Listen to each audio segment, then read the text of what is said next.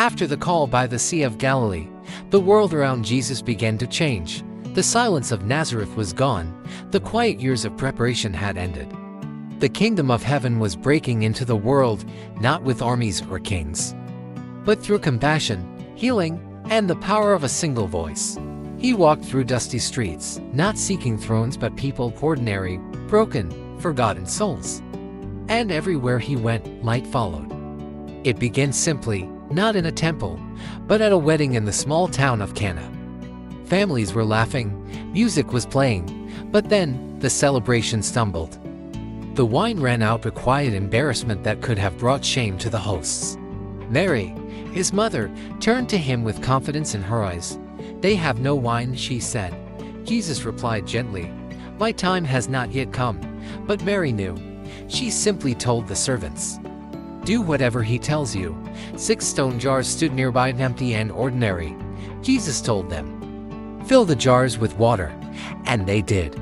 Then he said, "Now draw some out and take it to the master of the feast." They obeyed. And as they poured, the impossible happened. The water had become wine, not just any wine, but the finest they had ever tasted. This first, quiet miracle marked the beginning. He had turned shame into joy, lack into abundance. Heaven had whispered, "The Messiah has begun his work." From that day, his name began to spread, not through wealth or power, but through compassion. In Capernaum, the sick filled the streets. Mothers carried feverish children, men came limping. Lepers stood at a distance, afraid even to hope, but Jesus didn't turn them away. He touched the untouchable. He spoke words that healed not only bodies, but hearts. "Your faith has made you whole," he told a blind man, and sight returned. To a paralyzed man, he said, "Rise, take up your bed, and walk." And the man stood. Each miracle was a sign that the kingdom of God was not far away, but here, breathing among them. One day, he passed by a tax collector's booth, a place despised by all. There sat a man named Matthew, hated by his own people for working for Rome.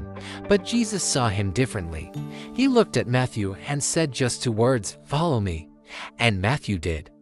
He left everything, the money, the comfort, the false security, and followed. That evening, Jesus sat at Matthew's table, surrounded by sinners and outcasts.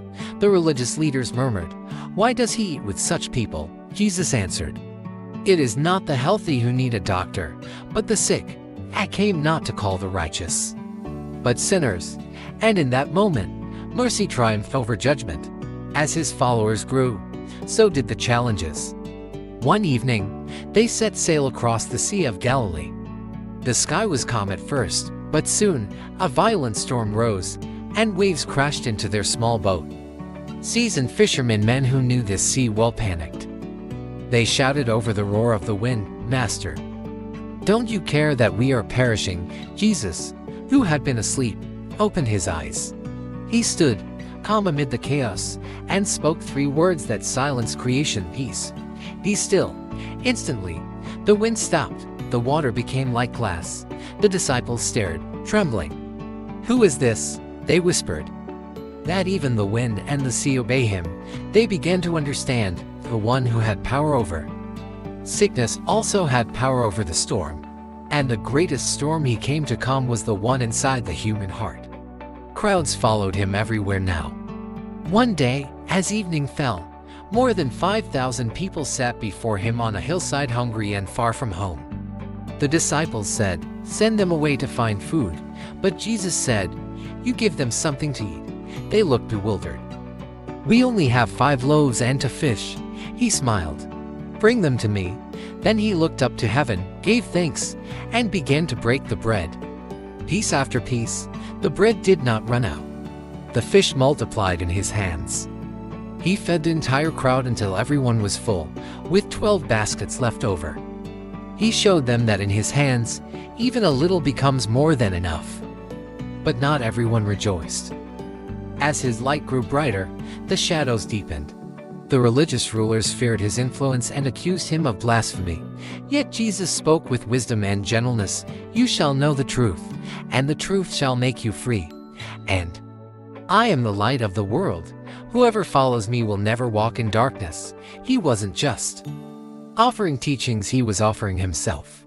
He was the bread for the hungry soul, the water for spiritual thirst, the light that chases away every shadow. Through every healing, every word, every act of mercy, one truth shone clearly: he did not come to condemn, but to restore. He came to bring heaven to earth, not in thunder and fire, but in kindness and truth. People followed him not just because of the miracles, but because when they looked at him, they saw hope. They saw the face of God, not distant and angry, but near and loving. He was showing the world that God's power and God's heart are one and the same. And so it began the journey that would lead from the hills of Galilee to the cross of Calvary. A journey of miracles, mercy, and majesty. A story that would turn the world upside down because it was never about power. It was always about love. Thank you for joining us on this journey today. If this story touched your heart, please like, share, and subscribe for more content that explores these timeless truths. We'll see you in the next video.